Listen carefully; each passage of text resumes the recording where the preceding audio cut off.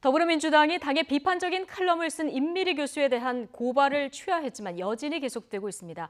자칫 총선에 악재로 작용할까 신경을 곤두세우는 모습인데요. 그 사이 야권은 저마다 통합과 창당을 서두르면서 지지율 추격에 나서고 있습니다. 휴일 국회 상황 알아보겠습니다. 나연수 기자. 네, 국회입니다.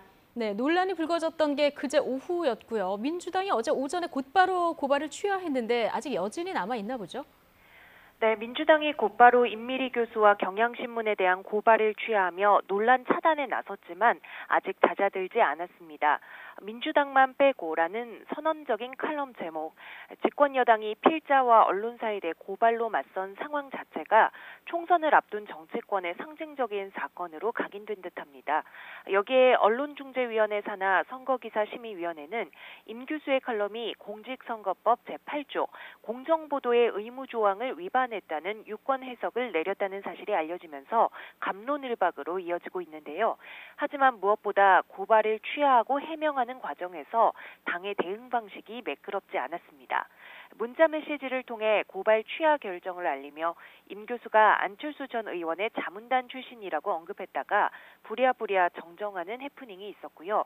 이 때문에 임 교수의 이력에 대한 말들이 퍼지자 임 교수가 직접 SNS를 통해 한나라당 서울시의원 출마, 민주당 손학규 대선 캠프, 창조한국당 홍보부단장 이력을 설명하기도 했습니다. 엎친 데 덮친 격으로 어제 정세균 국무총리가 소상공인들을 만난 자리에서 손님이 적어서 편하시겠네라고 한 발언이 논란이 됐는데요. 해당 식당의 사장이 나서 농담조로 한 말이 왜곡돼 엉뚱한 오해를 낳았다고 알렸고 정 총리도 엄중한 시기에 오해를 사게 돼 유감이라며 당시 상황을 자세히 해명했습니다. 앞서 영입인재에 대한 미투 파문이 불거지며 한 차례 진땀을 뺐던 민주당으로서는 이딴 악재를 바짝 경계하고 있습니다.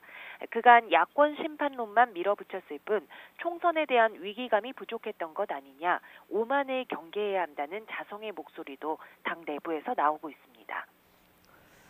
네, 이 문제 때문에 여당이 진땀을 빼는 사이에 지금 보수 야권 통합에 좀 속도를 내고 있군요. 네, 4.15 총선을 앞둔 정치권 지형이 5당 체제로 바뀌고 있습니다.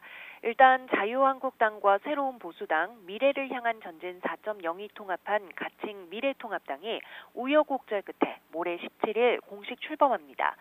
정강 정책과 당원, 중앙당 소재지 등은 이미 결정됐고요. 중앙선거관리위원회 신고 서류 제출 등 정당법상의 모든 절차를 마친 상태입니다. 황교안 대표를 비롯한 한국당의 지도체제를 거의 그대로 유지하면서 최고위원 4명을 더 두기로 했습니다. 보수 결집은 물론 민주당에 실망한 중도층 표심까지 사로잡아 총선에서 원내 1당을 빼앗겠다는 계획입니다. 안철수 전 의원이 중심이 된 가칭 국민의당 역시 다시 한번 안철수 바람을 일으키겠다고 준비하고 있고요. 호남을 지지 기반으로 하는 옛 국민의당 계열 야당들 역시 17일 가칭 민주통합당 창당에 합의했습니다.